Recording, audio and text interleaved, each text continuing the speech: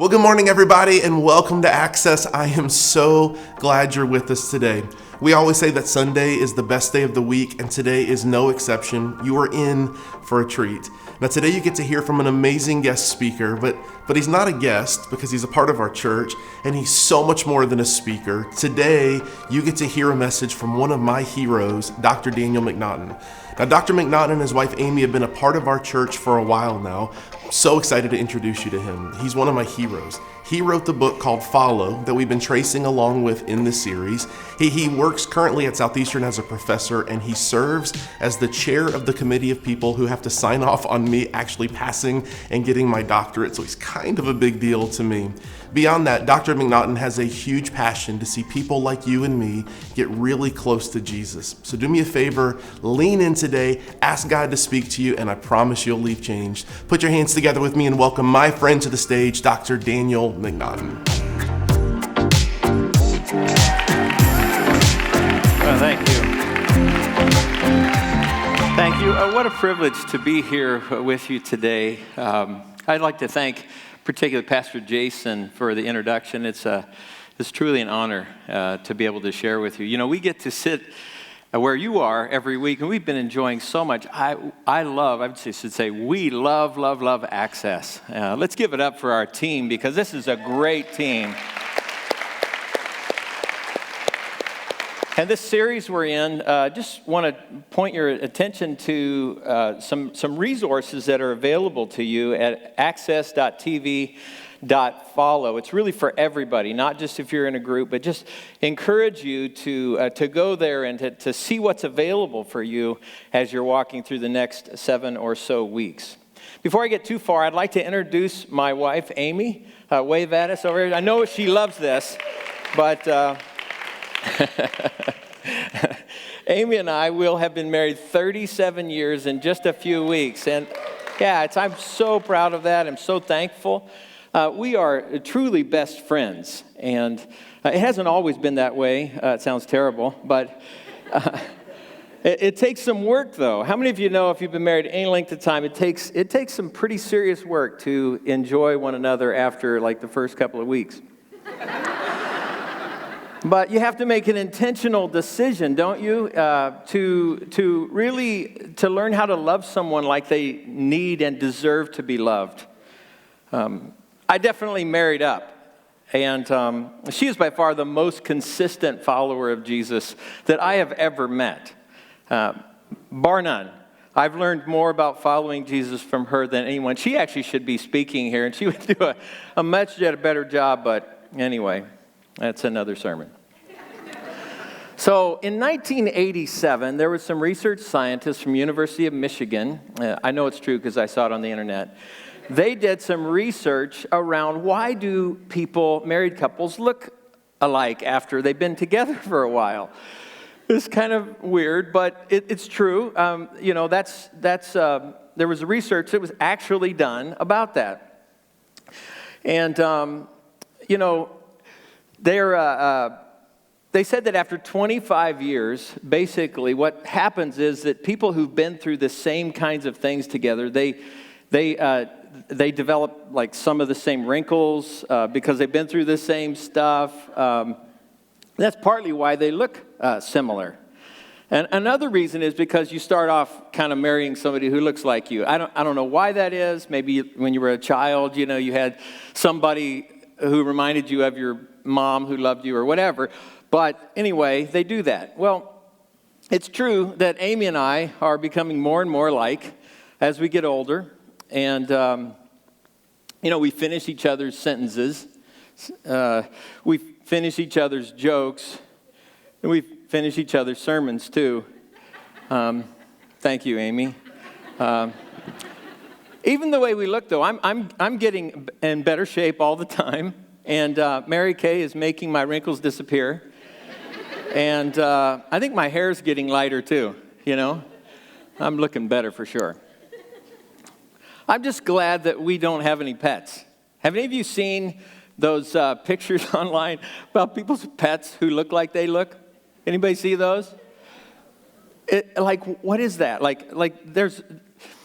It's crazy. And I think it's because, and this is the main point, the main idea of the message is because you become like those whom you spend time with. And check out this guy. Like, I don't know why you would do this. But isn't that, or how about this lady right here? Like, can you imagine? Or how about this one? Like, it's just wrong. You should not be doing that.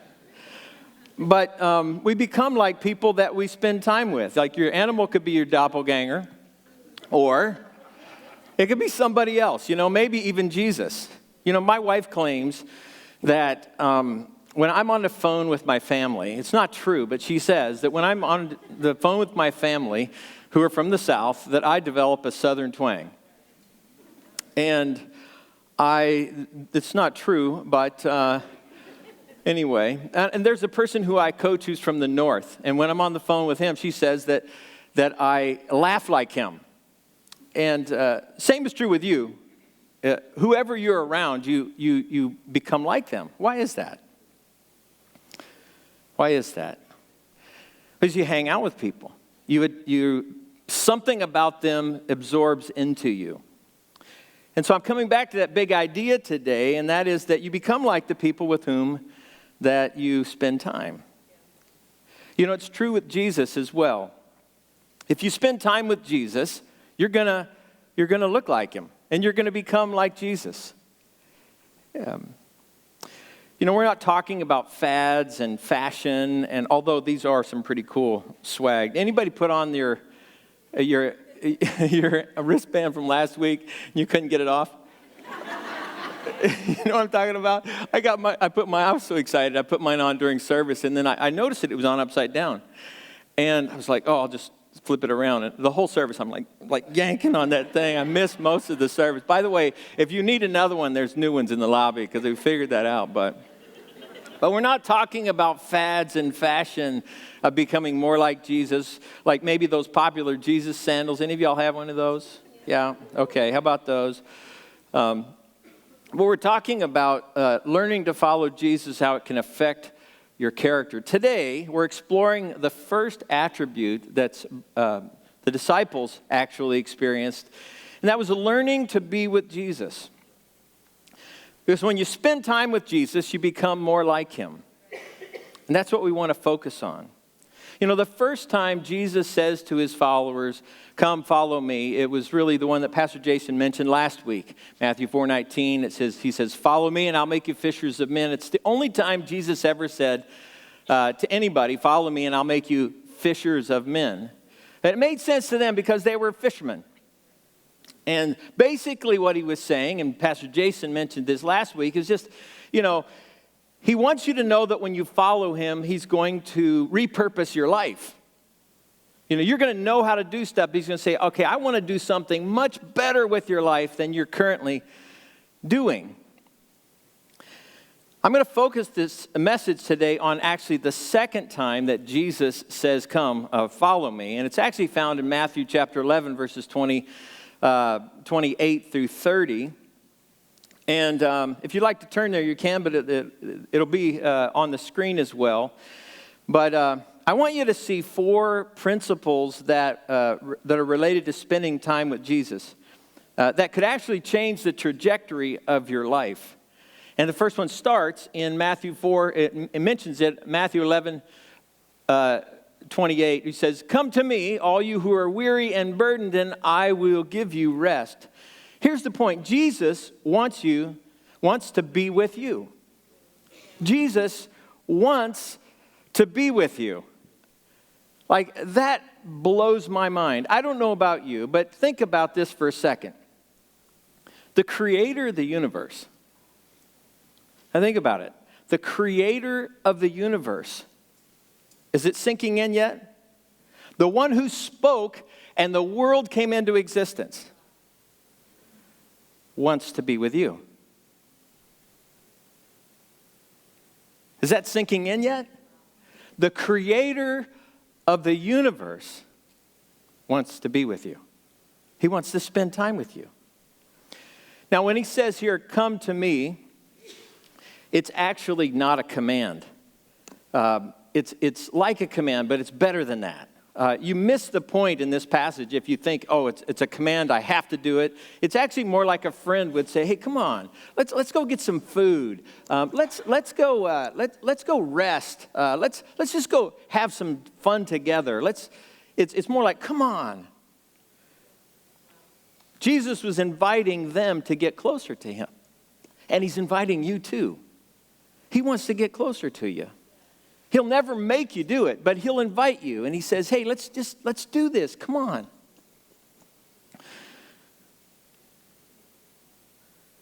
What's crazy is that this wasn't new. God has always actually been like this. He has always wanted to be with his creation. Genesis chapter 1, he actually created human beings, he said, in his own image. And what that means in context is simply this, that the creator of the universe wanted to work together with you. To be in the image of God means that you are actually, it's your job description, that he's going to work with you. You're a representative for God wherever you go, but you're doing it together. Genesis 3, you can see it, even after they sinned, you can see what God kind of enjoyed, and that was, it says he came down in the cool of the evening. He wanted to chat and just talk about the day and enjoy the day, even though they were like messed up by that point. But that's how God wanted it to be. Or when he created he brought the Israelites out of Egypt in slavery, and then he actually allowed them to have a place where he would be with them. And he made a tabernacle, actually, like a tent, where he said, I'm gonna be there.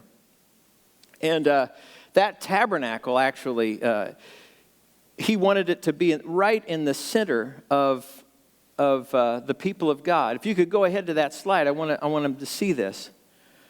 You could see how, like, they had 3 tribes off to one side, 3 tribes this way, 3 tribes off this way, and 3 off the northern part. And he said, I want to be with you. So every time they would set up and tear down the tabernacle, they were reminded again, God wants to be with them. And then John chapter 1 describes it.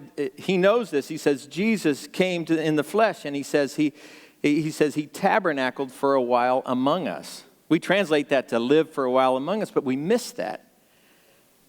Mark 3:14, when Jesus appointed his 12 disciples, it says he appointed that they might be with him. But it wasn't just the disciples he liked to be with, it was everybody. Right before this passage in Matthew 11:19, Jesus is kind of getting some flack. Like some people were following him, you got the 12 disciples, but some people weren't. Some people just like flat out didn't like Jesus. They're like, who is this guy? They criticized him and all that kind of stuff, partly because he hung out with regular people like you and me. So much so that they accused him, it says, of being a winebibber and a glutton. And being with Jesus changed people's lives, and it'll change your life too, the more time you spend with him. Luke 19, how many of you remember the story of Zacchaeus? Little dude, hated by everybody, tax collector, like 4 of you. Awesome. You should read your Bible sometime. Luke 19, it talks about how that Jesus was going down the road one day, and there's this little dude named Zacchaeus he's like wanting to get a shot of Jesus. I mean, picture, not a shot, but a picture of who this guy was. And Jesus stops, and he calls him out of the tree, and he says, I'm going to your house. You're going to pay, you're going to feed me, and all that stuff too. But I'm going to be with you. And it was that flipped the spiritual life of Zacchaeus on. Jesus just was with him. And you know what? It's some of the last words of Jesus that he ever said. At the end of Matthew, he says, I will be with you always to the very end of the age. So when the Lord is with people, anything can happen. When he's with you, anything can happen. When the Lord was with Joseph, he was able to thrive even in the middle of crazy life situations, in prison and as a slave. When he was with David, after he killed the giant, everybody knew about David. But it says, even when he was on the run, there's this line that says, that he did great. He had great success because the Lord was with him. And in Isaiah, 700 years before Jesus was born, he prophesies that one of the names of God would be Emmanuel, which is God with us. He wants to be with you as well. And he likes you. He loves you. And he's inviting you to get closer today. But why? Here's the deal. God created you because he wanted someone like you to love. If that's true, why wouldn't we just say, hey, I want to spend time with you as well? I just want to be close to you, Jesus. I want to be all in. At the end of this message, you're going to have the opportunity to make a decision to go all in with God, and I hope you do. 41 years ago, I committed my life to Jesus Christ, and it's by far the best decision I ever made. My life is so different since I met Jesus. I was without hope. Now I have hope. I was without direction. I was a mess. And I am so grateful to know Jesus. And 41 years later, I can't even tell you, I love him more now than ever. He's so good to me. And he will never let you down. Being with Jesus will change your entire life. Spending time. So what happens when we spend time with Jesus? Well, the second half of this verse in Matthew 11:28 says, come to me, all you are weary and burdened. He says, and I will give you rest. I will give you rest. Jesus wants to carry your burdens. Twice in 3 verses, Jesus talks about following him will give you rest. Now, you may be carrying a huge burden today. You may feel like you're totally alone. But Jesus says to you, he wants to carry your burden. Maybe you just received some bad news about a difficult health issue, or maybe a family member is going through it today. Or maybe you've been carrying a difficult relational burden for a while, and you're just getting weary. Maybe you've done some things in the past that you wish you wouldn't have done, and you wish you could get a redo on those things, and you wish you could just start over, and that's your burden. Or maybe you came in today and you're like, I don't really feel burdened myself, but you know what? I have a really close friend who's going through it, and that's my burden today. Whatever your burden is today, Jesus wants to carry it. Some of us were raised to never want to accept any help from anybody. I'm probably the only one in the room here, but, I thought it was weak and not necessary if I had lean on somebody else. Wanted to do it my own way. But you know what? That doesn't translate well into your walk with Jesus. That kind of thinking will keep you away from Jesus. If you're tired and weary for whatever reason, there's rest in Jesus. Here's the thing. You can't have what Jesus offers if you don't acknowledge that you need him. He's not asking you to work harder. He's asking you to let him carry your heavy burdens.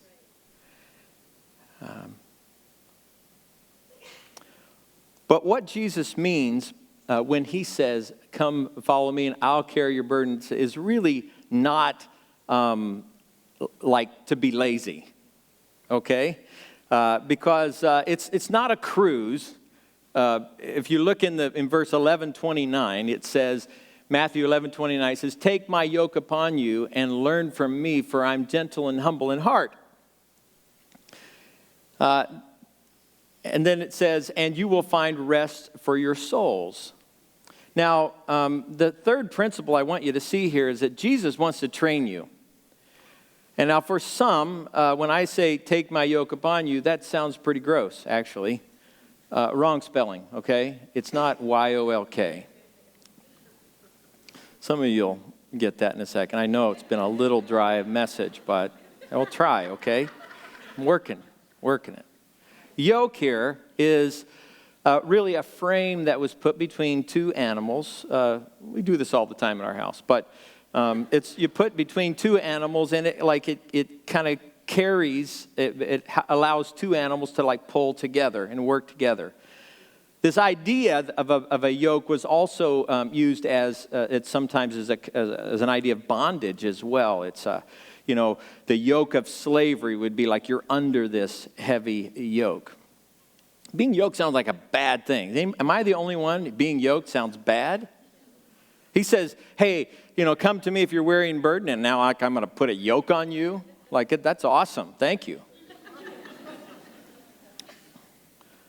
Who wants a yoke, right? Isn't freedom like the best thing in life? Isn't it un-American to think of not doing your own thing, your own way? Okay, so there's really three choices here in life, and we're too old to talk about Bob Dylan's song. So you're going to serve somebody, right? Three people know what I just said, but there's Jesus' yoke, right? There's somebody else's yoke that you're going to put on, or you could go no yoke. I'm doing my own thing. Hashtag yoke's on you,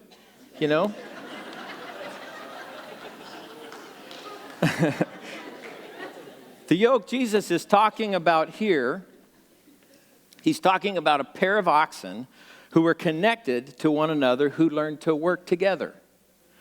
If you and Jesus are yoked together, you would learn how to do things his way. Now, the really cool thing about serving Jesus is that he says his yoke is easy and his burden is light. Now, these two things don't go together. Yoke, easy, constraint, obey, easy.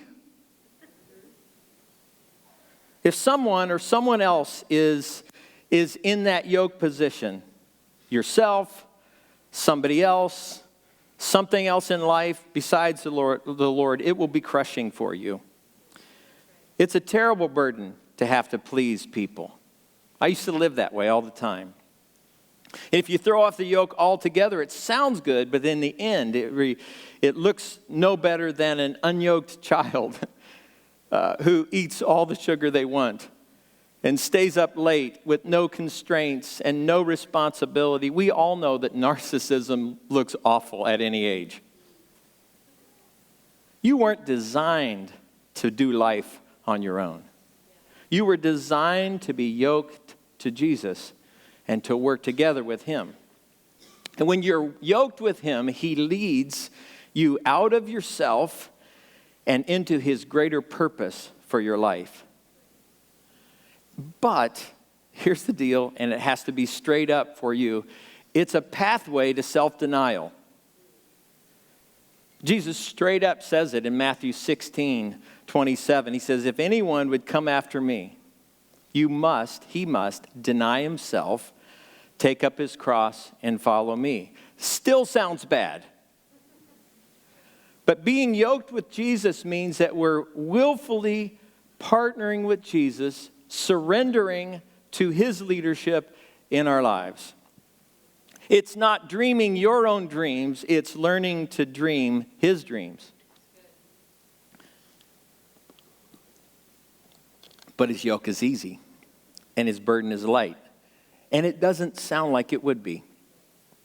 But in contrast to the bondage we find ourselves in when we reject God's direction in our lives, the selfishness, searching for meaning, trying to find ultimate fulfillment in our work, or acquiring lots of things, our status, climbing some ladder, trying to make somebody happy, whatever the burden, Jesus offers in its place rest and grace and renewal and your life,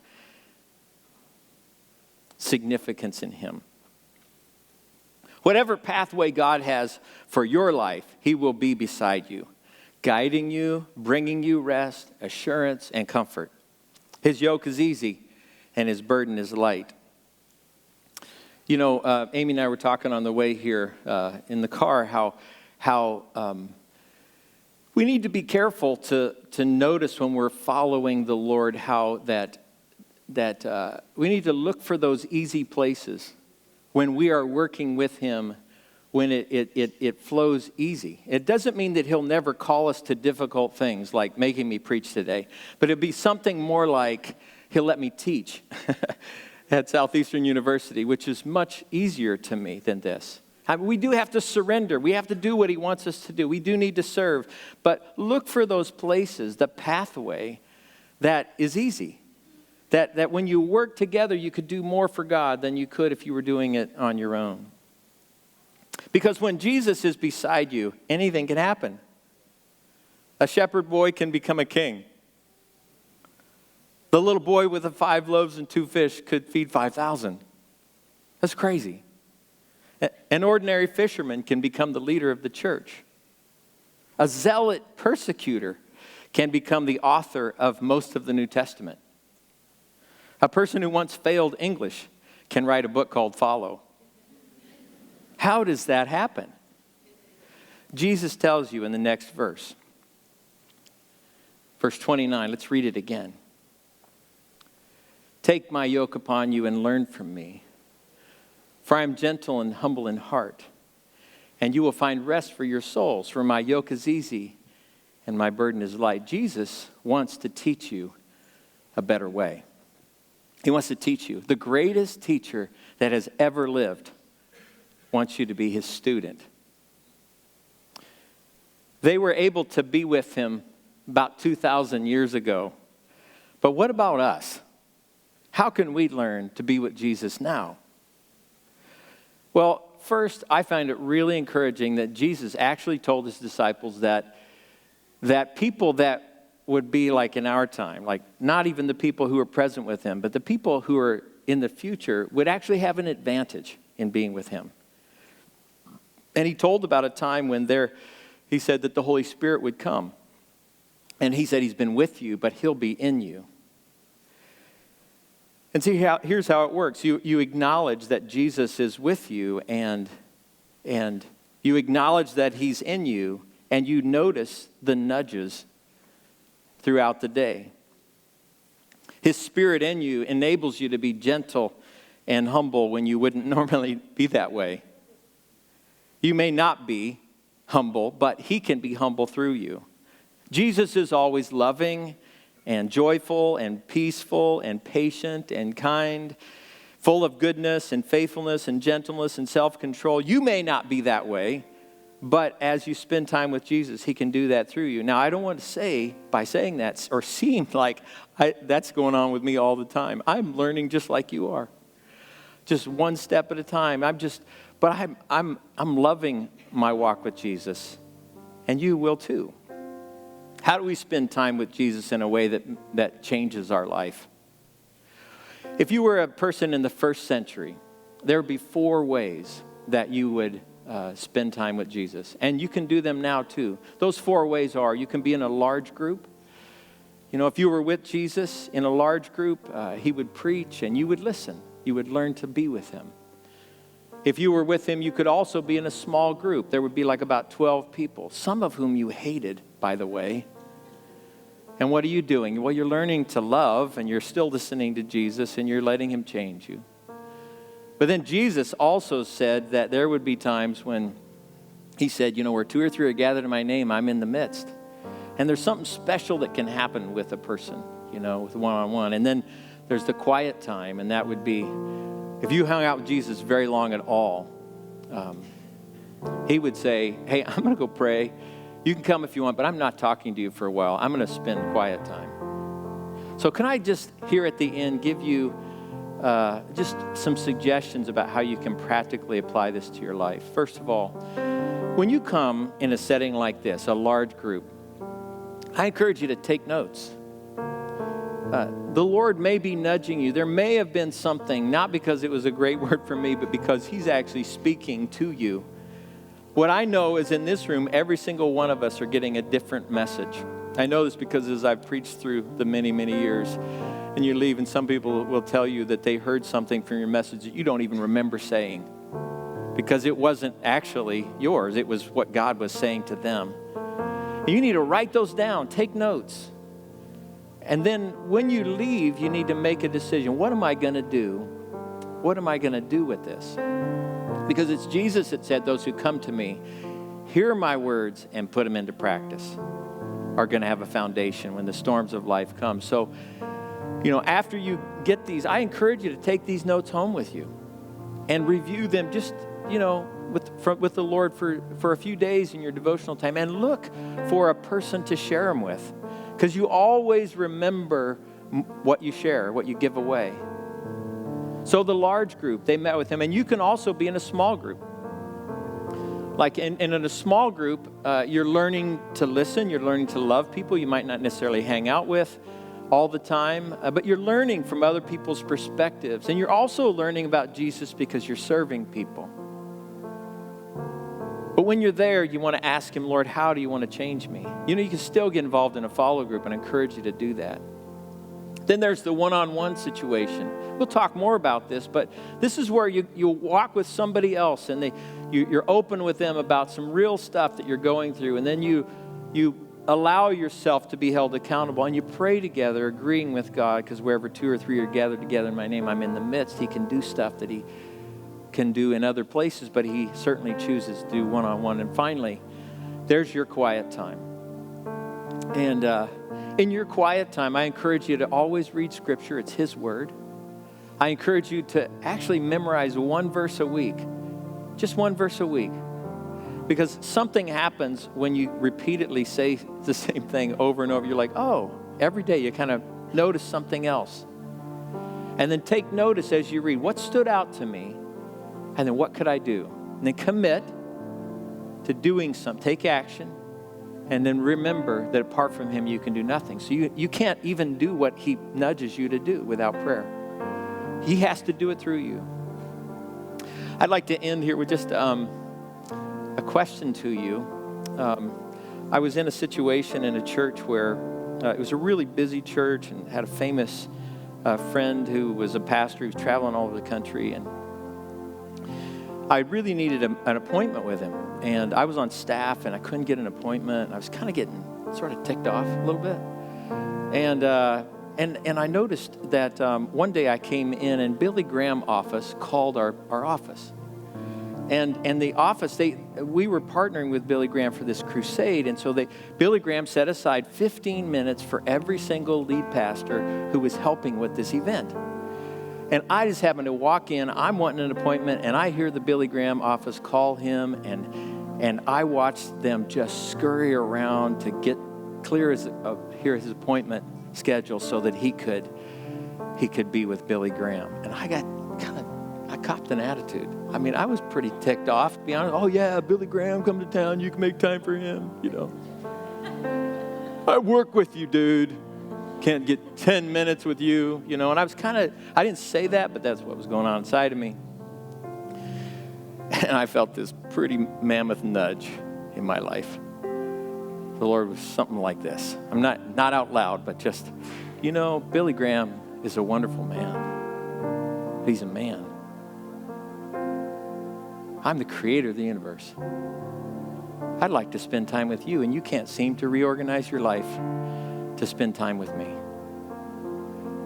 And that, along with several other things, really challenged me to go on a year of boot camp.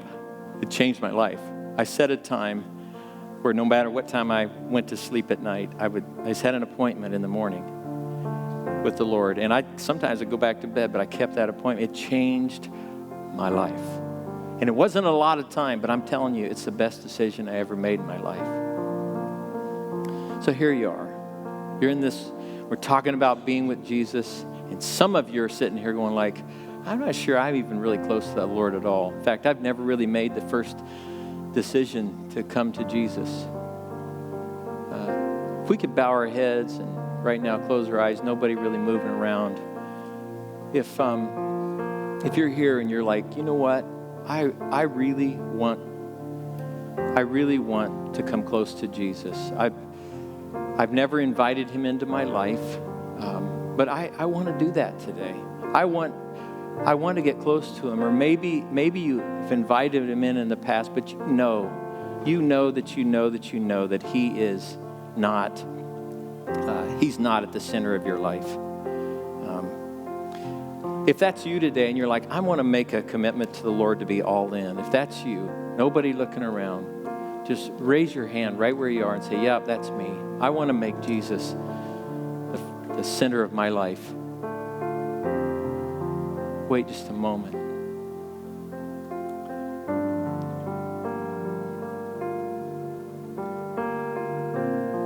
Yeah. You may be here today and you're saying, I want to do that. If you are, just right now, pray with me where you are. Heavenly Father, I invite you into my life. I want to know you. I want to follow you. I submit today to your yoke in my life. I want to do things your way. I want to learn from you. I surrender myself now to you. Guide me. Be the Lord of my life. In Jesus' name, amen.